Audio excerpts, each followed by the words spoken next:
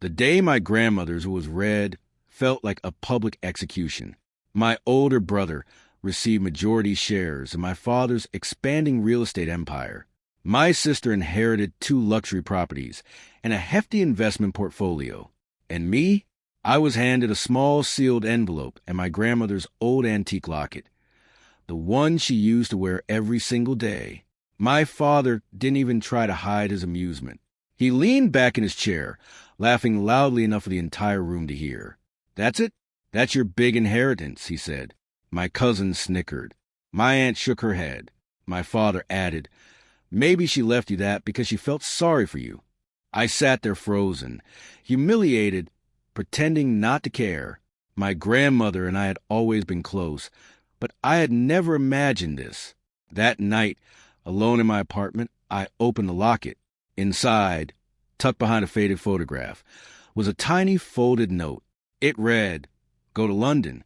Buckingham knows." I stared at it for a long time. Buckingham? As in Buckingham Palace? It felt ridiculous. My father's mocking voice echoed in my mind. But then I remembered something my grandmother used to whisper whenever my father belittled her old-fashioned values. "Royal blood doesn't beg." I never understood what she meant. Now, holding that note, something inside me shifted. The envelope contained an old address in London and a photocopy of a decades-old train ticket. It wasn't random. It was deliberate. My father called the next day just a twist knife. "So, when are you flying to meet the Queen?" he joked. Everyone laughed again.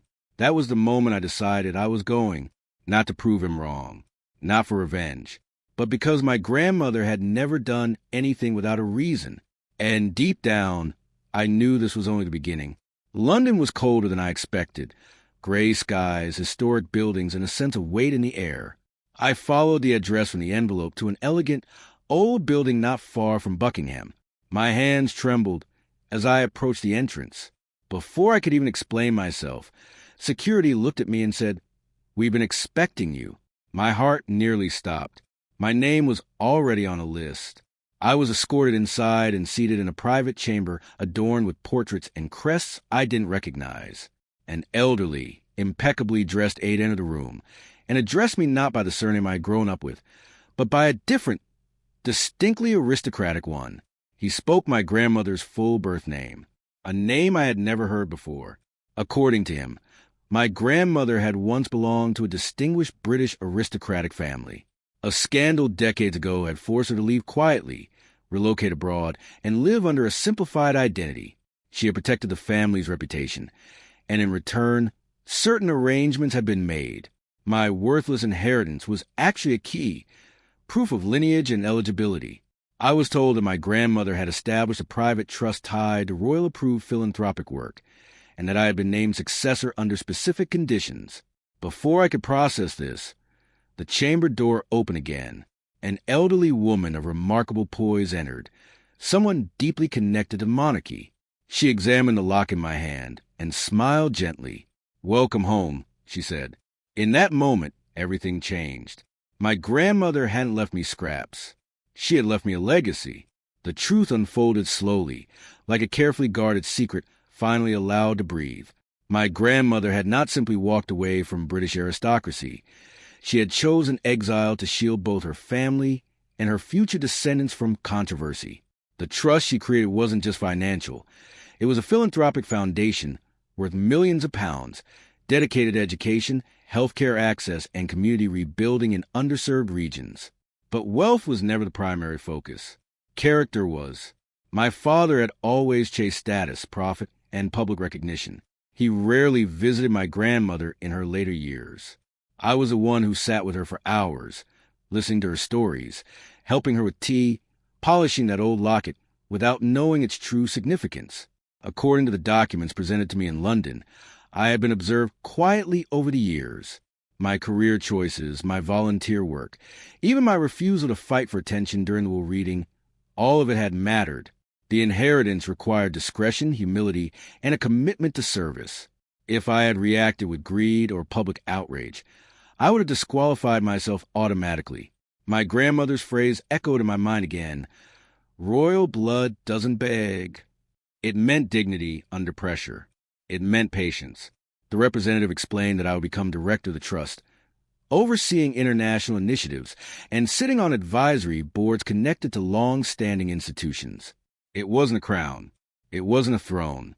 It was responsibility, an influence far greater than the shallow business empire my father valued. As I stood overlooking the London skyline later that evening, I realized something profound. Inheritance isn't about what you're given. It's about what you're trusted with. When I returned home, my father greeted me with a smirk. "So, did they give you the palace keys?" he said. The room was full again, relatives curious for entertainment. This time, I didn't argue. I calmly placed a folder of official documents on the table. At first, he scanned casually. Then his expression changed.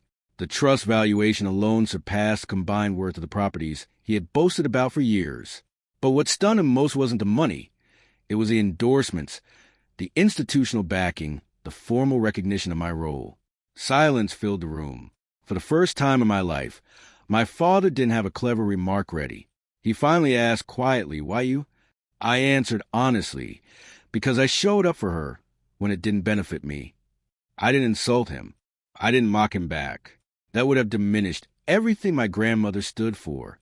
Instead, I announced that a portion of the trust's outreach would include a new family-led foundation, one focused on ethical business mentorship and community reinvestment.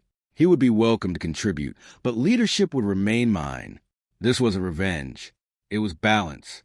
My father looked at me differently that day. Not with affection, perhaps, but with reluctant respect. "I underestimated you," he admitted softly. It wasn't a full apology, but it was the closest I would ever get. As I walked away, I realized the greatest inheritance wasn't wealth or status. It was identity. The son who had been mocked for receiving nothing had inherited something far greater than money. He had inherited purpose. And this time, no one was laughing.